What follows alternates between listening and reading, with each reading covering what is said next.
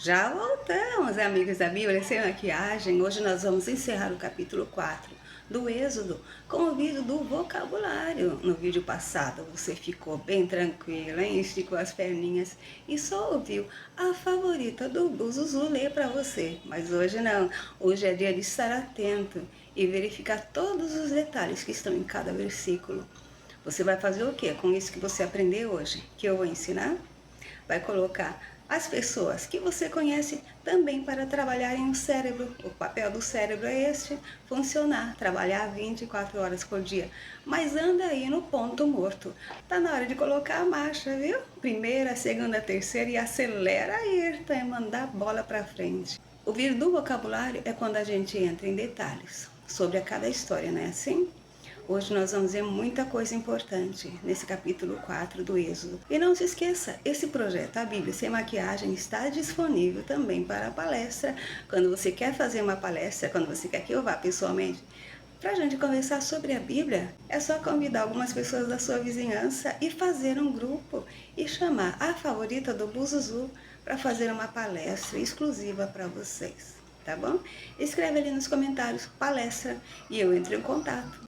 Mas vamos ver os detalhes da história de hoje? O versículo 18 vem com um montão de repeteco. Então, foi-se Moisés e voltou para Jétro, seu sogro. E por que não Reuel, se ele nos foi apresentado com esse nome primeiro? Não se fala mais o nome Reuel, mas ele continua sendo o sogro de Moisés. Este parente, o sogro, começa aqui. Em Mateus 8, versículos 14 e 15, a sogra de Pedro está com febre e Jesus faz o quê? Cura a febre com um simples toque na mão. Só que isso é contado diferente em Lucas 4, versículos 38 e 39. Em Lucas diz que Jesus, inclinando-se para ela, repreendeu a febre e esta a deixou. Pequenas diferenças como essas trazem grandes debates sobre a veracidade da Bíblia. Eu me lembro que, no meu tempo de estudante, uma professora de português sempre dizia: quem conta um conto aumenta um ponto. Vê que é a mesma história, contada por duas pessoas diferentes, e é por aí que a gente testa a nossa fé.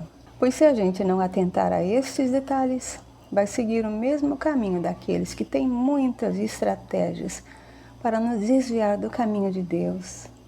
Moisés voltou para Jétro, seu sogro, e disse-lhe a ele: eu irei agora e tornarei a meus irmãos que estão no Egito para ver se ainda vivem. E essa é uma preocupação legítima, visto que ele nunca mais voltou depois que fugiu de lá. Porém, será que ele teria pensado nisso se Deus não tivesse falado com ele? Boa pergunta, né? Mas é assim que Deus vai colocando pensamentos na nossa cabeça, ou seja, uma coisa leva a outra. Uma observação: voltar é o mesmo que tornar, não é? Mas olha só como faz diferença na frase quando se usa um ou outro. Em João 6,15, por exemplo, o povo queria fazer de Jesus um rei, porém ele tornou a retirar-se para o monte. Enfim, disse, pois, Jétro a Moisés: vai em paz. Todas as palavras destacadas já foram vistas, mas hoje eu quero dar uma atenção especial à paz, que Jétro fala a Moisés, pois Jesus apregou a paz de muitas formas diferentes. Disse inclusive que não veio trazer a paz, mas a espada, em Mateus 10:34. Porém, o povo anseia pela paz. Por isso é que está prevista a falsa paz, para ser apresentada ao povo que não conhece a Bíblia. O mesmo Jesus disse em Mateus 22:29, desde aquele tempo não conheciam as Escrituras, que era o nome da Bíblia, antes de ser convertida em religião. No mesmo Evangelho de Mateus, no capítulo 24, dos versículos 36 ao 44, ele faz uma exortação à vigilância. E é sobre isso que Paulo fala em 1 Tessalonicenses 5,3. Ali, ele diz que quando disserem a paz e segurança, então lhes sobrevirá repentina destruição. Ele aconselha ainda a não dormirmos como os demais, para vigiarmos e sermos sóbrios, pois todo dia tem uma distração nova para desviar nossa atenção do Deus único. Tudo é bem calculado pelos donos deste mundo. Eles conhecem as Escrituras. E muito bem.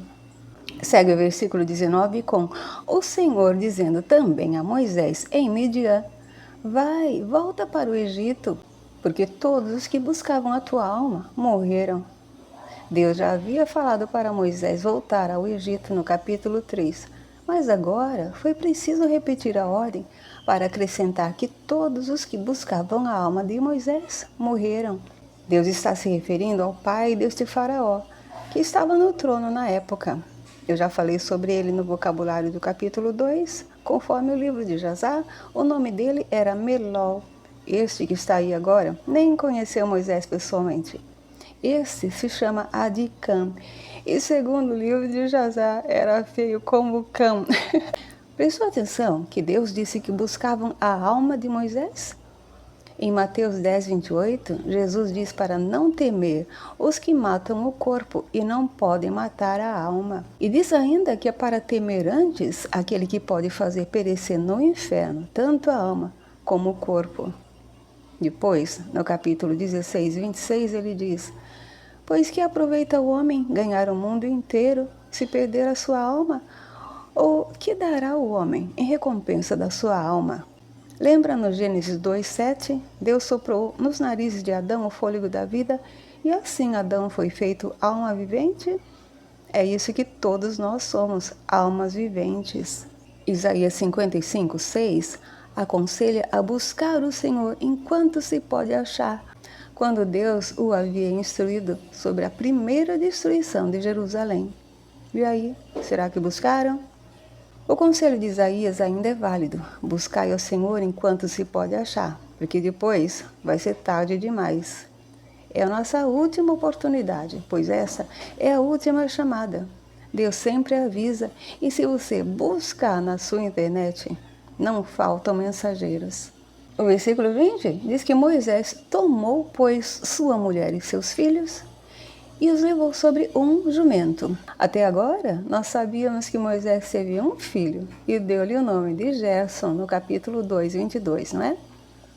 Este outro filho, que ainda não conhecemos, vai entrar na história só lá no capítulo 18. Eu já te disse que às vezes parece que a Bíblia é contada de trás para frente, mas enfim, ele se chamará Eliezer, igual ao servo de Abraão.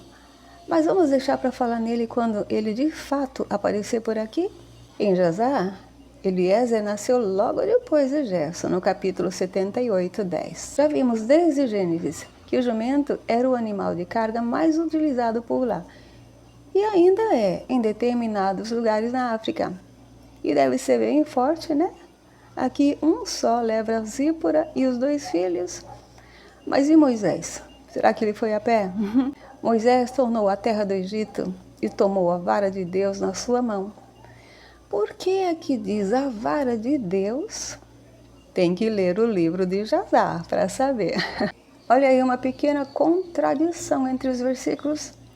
O versículo 20 diz que Moisés tornou, passado, a terra do Egito. Agora no versículo 21, disse o Senhor a Moisés: quando voltares ao Egito.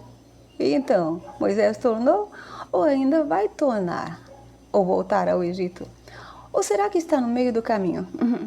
Tem que atentar aos pequenos detalhes. E o Senhor disse a Moisés para fazer diante de Faraó todas as maravilhas que ele tem posto na mão. Eu continuo destacando a expressão ter posto, ter visto, ter dito, ter feito, porque a gente fala sem saber o que está falando. Está na nossa gramática e é um palavrão.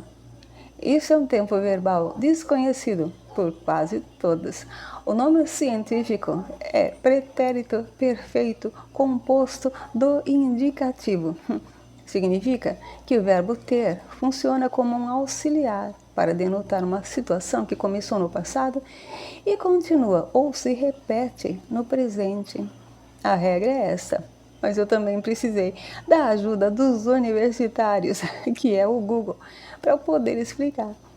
Deus tem posto muitas maravilhas na mão de Moisés e ainda vai pôr muito mais, mas ele mesmo diz que endurecerá o coração de Faraó, para que não deixe ir o povo. E a gente já começa a julgar Deus. Para que isso? Não sabemos. Mas em Isaías 55:8, Deus diz: os meus pensamentos não são os vossos pensamentos. Pode ser que ele queira provar no Egito que o Deus é ele. O que você acha? O satanista acha que Deus é mau devido a essas decisões arbitrárias que ele toma e não entram no nosso entendimento. Bom, Deus já avisou que Moisés deve aguardar. Então, pediu a Moisés para dizer o seguinte a Faraó: assim diz o Senhor, Israel é meu filho, meu primogênito. Já pensou que Faraó nem conhece Moisés? E Moisés já chegar falando assim? E tem mais no versículo 23. Eu te tenho dito, deixa ir o meu filho, para que me sirva. Faraó não poderia entender isso como uma insolência de Moisés, não? Deus continua as instruções a Moisés, dizendo que o Faraó se recusou a deixá-lo ir. Ele já sabe tudo isso de antemão, pois é ele mesmo que vai endurecer o coração de Faraó. Será que foi assim que surgiu a ideia do teatro? Nós já tivemos um exemplo bem parecido na história de José, quando queria prender seus irmãos, lembra? Bom, para justificar a recusa de Faraó, Deus usa a famosa expressão eis que, para matar o filho primogênito de Faraó. Quanto ao primogênito, não faltam histórias onde as primogenituras vão ser trocadas, apesar do conselho de Moisés no Deuteronômio 21, dos versículos 15 a 17. E aconteceu no caminho, numa estalagem, que o Senhor o encontrou e o quis matar. Dá para assimilar esse comportamento de Deus? Uma coisa que dá para assimilar é que já havia estalagem, uma parada para descanso nas longas viagens. Em Lucas 2,7, aprendemos que Jesus teve que nascer em uma manjedoura porque não havia lugar na estalagem. Naquele tempo, era preciso viajar para se alistar, se não morasse na cidade que nasceu. E a família de Davi, que é também a família de José, era de Belém. Portanto, tiveram que subir desde a Galiléia à Judéia. Essa é a primeira estalagem que temos notícia. Até do verbo querer, eu não tenho na memória alguma vez que tenha sido usado antes, mas depois daqui tem todas essas leituras aí, inclusive esta triste passagem em Isaías 30:15, que Jesus se reporta em Mateus 23:37. Em Ezequiel capítulos 2 e 3, ele é aconselhado a levar a mensagem de Deus, quer ouçam, quer deixem de ouvir, porque o povo já era casa rebelde desde aquele tempo. E hoje, será que mudou?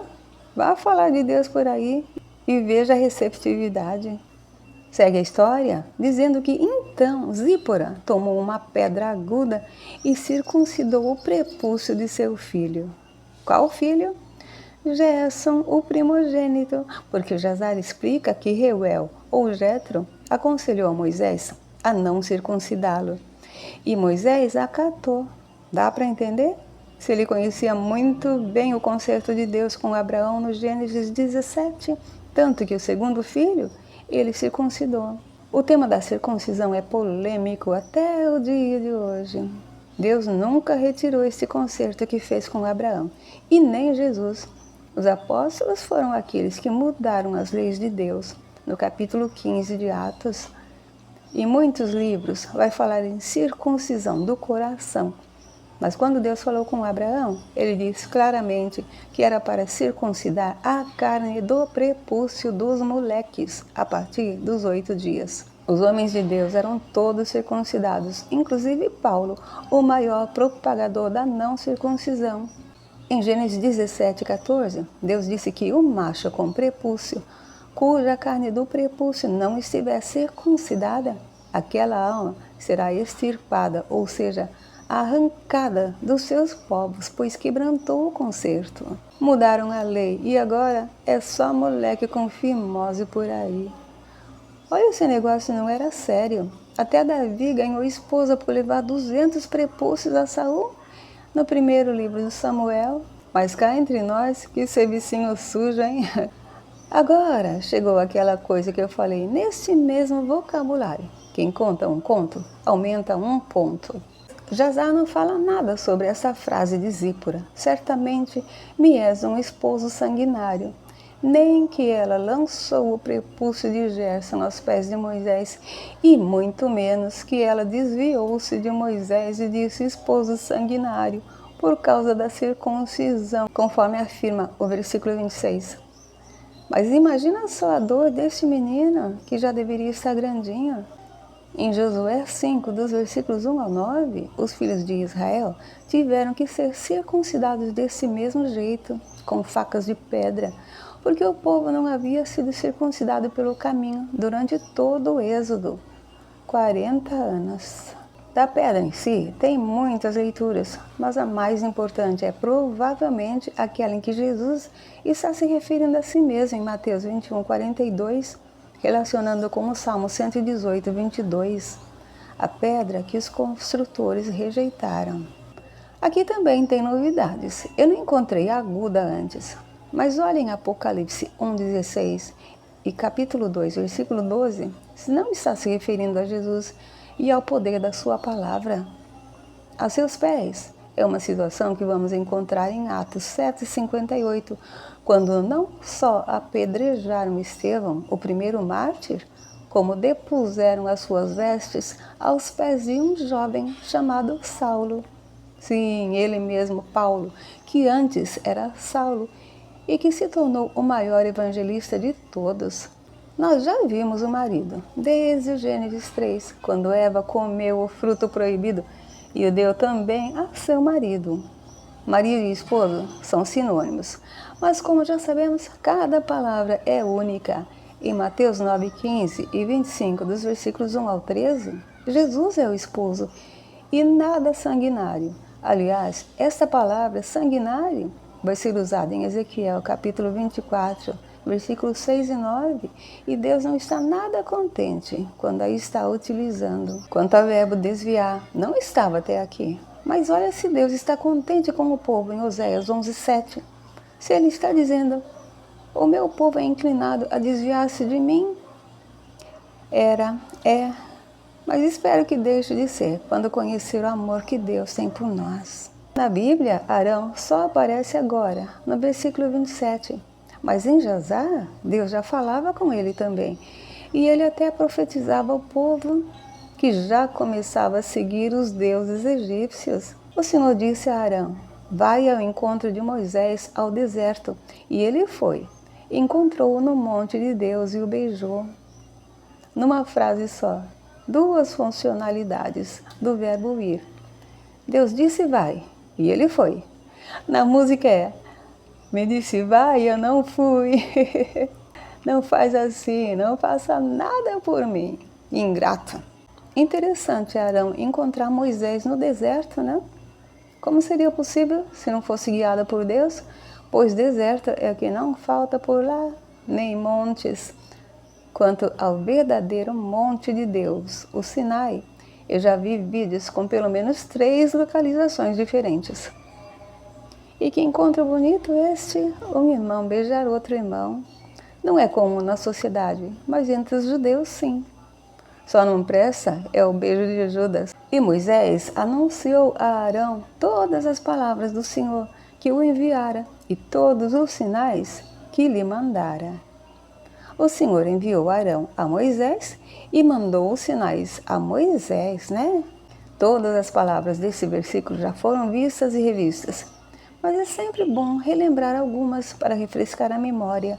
De anunciar, por exemplo, as mulheres foram as primeiras que descobriram que Jesus havia ressuscitado e correram anunciá-lo aos seus discípulos em Mateus 28. Também aprendemos mais sobre o poder da palavra em Mateus 12, versículos 36 e 37, e Mateus 10, 16, quando Jesus envia os discípulos a levar a palavra, ele avisa para eles serem simples como as pombas, porém prudentes como as serpentes. Por que será? E os sinais que são tantos, hein?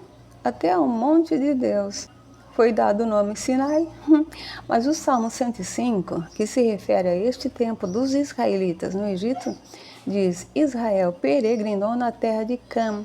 E no versículo 27, trata dos sinais que Moisés e Arão vão fazer aí. Cam é o filho que viu Noé pelado e por isso foi amaldiçoado através do filho Canaã. E lá vou eu outra vez, pois dizem por aí que Noé amaldiçoou Canaã para ser preto e escravo. Quem é o escravo aqui? Com relação a mandar, Deus vai dar os 10 mandamentos a Moisés no capítulo 20. No capítulo 34, vai renovar os mandamentos. Depois, vai ter mandamentos espalhados por toda a Bíblia, pois Deus conhece a nossa natureza. Por isso é que Isaías 28, versículos 10, 13 diz: é mandamento sobre mandamento, mandamento e mais mandamento, é regra e mais regra, e ainda assim a gente não aprende. Olha só o mandamento de Jesus em João 15. No versículo 12 ele diz que seu mandamento é que nos amemos uns aos outros. Tá vendo muito amor por aí? No versículo 29, Moisés e Arão vão fazer o que Deus pediu a Moisés no capítulo 3, ajuntar os anciãos dos filhos de Israel. Diz que ajuntaram todos os anciãos dos filhos de Israel, no mesmo tempo em que se encontraram, para economizar tempo. Mas não diz que Arão pediu para Moisés enviar Zípora e os meninos de volta para casa. Só Jazar informa. Então, fica essa confusão em aberto. Onde estão Zípora e os meninos? Pois no capítulo 18, vai informar que o sogro de Moisés traz-lhe sua mulher e seus filhos. Uma coisa importante e atual desse saber é: Deus pediu para ajuntar os filhos de Israel. Só que aqueles que estão lá agora não são. São da família de Jafé, que povoou outra região. Não falta informação na sua internet de que estes que se intitulam judeus lá são asquenazitas. E se você voltar ao capítulo 10, versículo 3 do Gênesis, vai ver que Askenaz é neto de Jafé, filho de Gomer. Se são filhos de Gomer, não são filhos de Israel, concorda? E Arão falou todas as palavras que o Senhor falara a Moisés e fez os sinais perante os olhos do povo, pois foi para isso que foi chamado. E o povo creu. Como não creria se estava vendo os sinais? Também ouviram que o Senhor visitava aos filhos de Israel e que via a sua aflição, e inclinaram-se e adoraram. Nada novo nesses últimos versículos, mas veja como anda a sua fé, pois Jesus disse em Mateus 21, versículo 22, tudo o que pedires na oração, crendo, o recebereis. Antes ele já havia falado da fé como um grão de mostarda, no capítulo 17 e 20. Na leitura da cura de um lunático, João 20, dos versículos 19 a 31, trata da incredulidade de Tomé, e no versículo 29, Jesus diz a ele: bem-aventurados os que não viram e creram. Como anda a sua fé? O povo também ouviu o que Arão e Moisés falaram, porém, hoje as pessoas têm comichão no ouvido quando ouvem falar de Deus, como Paulo diz na sua segunda carta a Timóteo, capítulo 4, versículos 3 e 4. Era sobre estes tempos que estamos vivendo, quando desviariam os ouvidos da verdade, voltando-se às fábulas. Eu já falei várias vezes nesse mesmo vocabulário que as histórias vêm diferentes. Mateus 21, dos versículos 1 ao 11, Marcos 11, dos versículos 1 ao 11, João 12, dos versículos 12 ao 19, contam a mesma passagem, a entrada triunfal de Jesus em Jerusalém. Porém, só em Lucas 19, versículo 44, vai acrescentar que ele, quando ia chegando, vendo a cidade, chorou sobre ela e disse, depois que previu a destruição, que Jerusalém não conheceu o tempo da visitação. Nós não entendemos o tempo de Deus, por mais que a gente tente. Pedro já diz em sua segunda carta, no capítulo 3, versículo 8, que um dia para o Senhor é como 1000 anos e 1000 anos, como um dia, pois parecia urgente tirar o povo da aflição, né? Só que vai levar ainda muito tempo para isso acontecer. No próximo capítulo, vamos ver mais sobre isso. Mas agora o povo inclinou-se e adorou. Quem também quer que a gente se incline a ele e o adore é Satanás. Foi assim que ele tentou Jesus. E continua tentando muita gente. E tem muita gente à disposição dele só para fugir à responsabilidade que Deus nos impôs ao nos permitir estarmos aqui. Satanás é a porta larga que Jesus falou inúmeras vezes e nos aconselhou a procurar entrar pela porta estreita. O vocabulário de hoje era este, bem longo, mas o próximo vídeo será bem curto, pois será o vídeo da primeira leitura do capítulo 5 e tem só 5 versículos. Não deixe de acompanhar. A Bíblia Sem Maquiagem se despede aqui. Até breve.